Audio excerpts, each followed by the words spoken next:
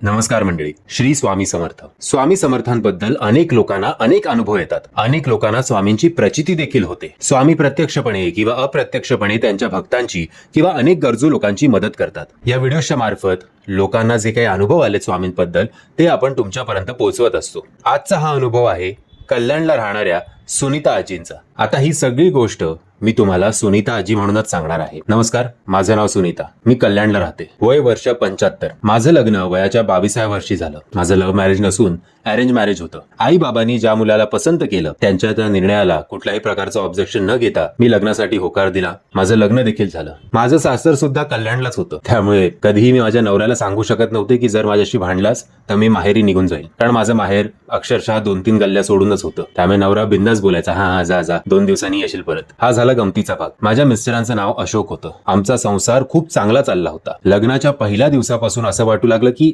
या माणसाला मी खूप आधीपासून ओळखते. मी आधीपासून अशी देववेडी नव्हते. मी फक्त आमच्या घरात जो देवारा होता त्या देवांची पूजा करायचे. आमच्या घरातल्या देवाऱ्यात फक्त एक गणपती बाप्पाची मूर्ती होती. जेव्हा मी लग्न होऊन सासरी आले, अशोक यांच्या घरी आले, तेव्हा आमचे मिस्टर श्री स्वामी समर्थांचे खूप मोठे भक्त होते. दर गुरुवारी ऑफिसच्या आधी मठात जाणे किंवा सुट्टीच्या दिवशी स्वामी समर्थांचा जप करणे, हे सगळं बघून मला पण हळूहळू असं वाटू लागलं की आपण सुद्धा स्वामी समर्थांची सेवा करावी, त्यांची पूजा करावी. मग जसं जसं मी त्यांच्यावर आधारित पुस्तकं वाचत गेले तसं तसं मी त्यांची भक्त होत गेले. मी त्यांची कधी भक्त झाले खरं सांगू तर माझं मलाच कळलं नाही. पण नंतर आयुष्यभर आपण स्वामी समर्थांची आणि त्यांच्या भक्तांची सेवा करायची, हेच माझं आयुष्याचं ध्येय होतं. लग्नाच्या 2 वर्षानंतरच आम्हाला एक मुलगी झाली. मुलगीचं नाव ठेवलं होतं पल्लवी. पल्लवी हुशार मुलगी होती. पल्लवीच्या 3 वर्षानंतर आम्हाला एक मुलगा झाला. त्या मुलाचं नाव आम्ही ठेवलं केदार. आता 2 मुलं, नवऱ्याची चांगली नोकरी, मी सुद्धा लहान मुलांचे ट्युशन घेऊन माझा सुद्धा वेळ काढीत असे. खूप चांगल्या प्रकारे आमचं घर सुखी आणि समृद्ध होत गेलं. बरं, दोन्ही मुलं अभ्यासाला सुद्धा हुशार, त्यामुळे मुलांच्या अभ्यासाचं सुद्धा मला टेन्शन नव्हतं. काही काळानंतर जेव्हा पल्लवी मोठी झाली तेव्हा ती उच्च शिक्षणासाठी फॉरेनला गेली.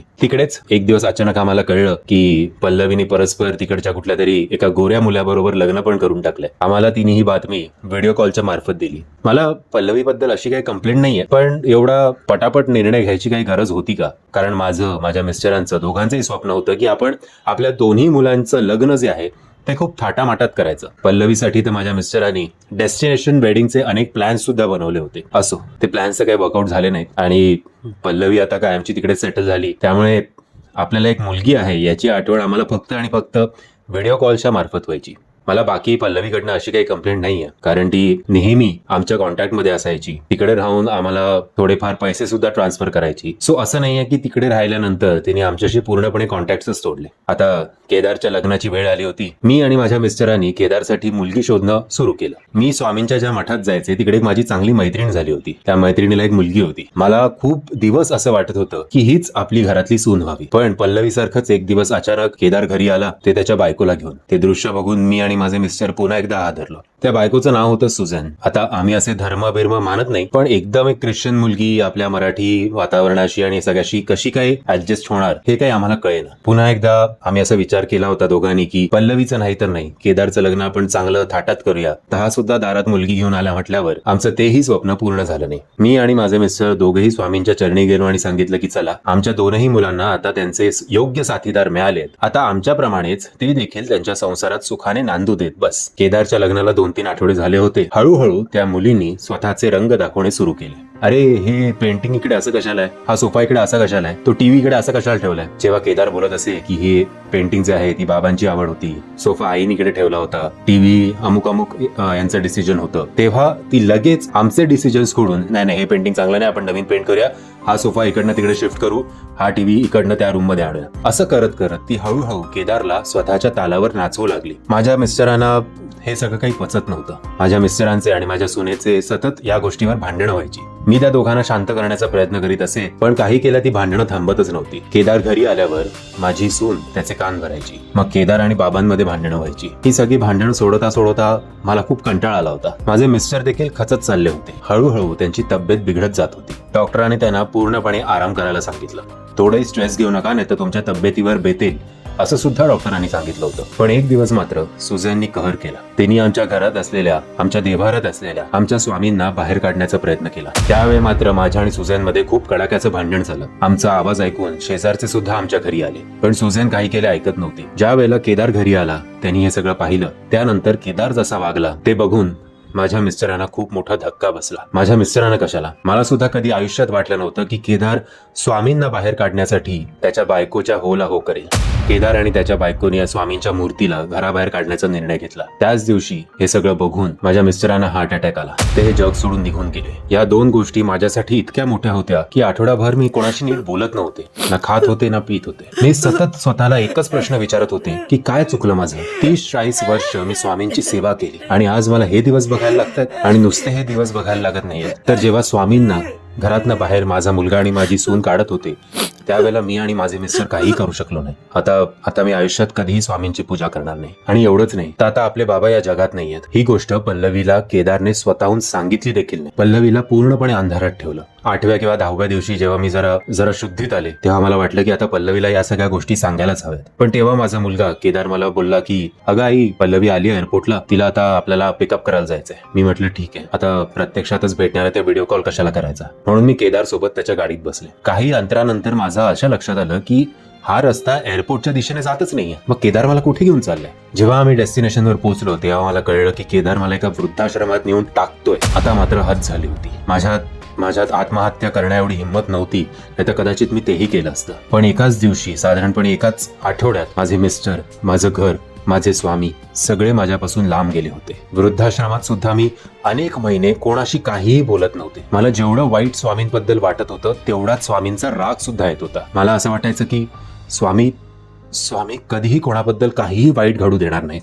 त्या सगळ्या गोष्टी कंट्रोल करतील. पण माझ्या बाबतीत स्वामी असं का वागले. माझ्या सगळ्यात जवळची व्यक्ती, माझ्या सगळ्यात जवळचा देव, माझं स्वतःचं घर, जे मी स्वतःच्या आणि माझ्या मिस्टरांच्या पैशाने आणि आमच्या स्वप्नाने उभं केलं होतं, प्रत्येक घरातला कोपरा आम्ही खूप मेहनतीने, आणि खूप स्वप्न होती प्रत्येक घरातल्या त्या कोपऱ्यांमागे, पण आज सगळं ते स्वप्न मातीत मिळाले. मला कळत नव्हतं की मी रडून स्वामींच्या चरणी जाऊ की स्वामींचा पूर्णपणे तिरस्कार करू. या विवंचनेत जवळजवळ 8 ते 10 महिने निघून गेले. मी कोणाशी काहीही बोलले नाही वृद्धाश्रमात, ना स्वामींचा स सुद्धा माझ्या तोंडातून कधी काढला. 9व्या महिन्याला केदार माझ्याकडे आला, त्याच वृद्धाश्रमात. तो आला आणि त्याने डायरेक्ट माझे पायच पकडले. माझे पाय पकडून तो ढसाढसा रडायला लागला. केदार बद्दल आता मला अजिबात सॉफ्ट कॉर्नर उरला नव्हता. त्यामुळे मी काय त्याला असं सांत्वन देत बसले नाही. मी फक्त त्याला विचारलं काय झालं बाळा. तेव्हा केदार मला बोलला, आई माझं खरंच चुकलं.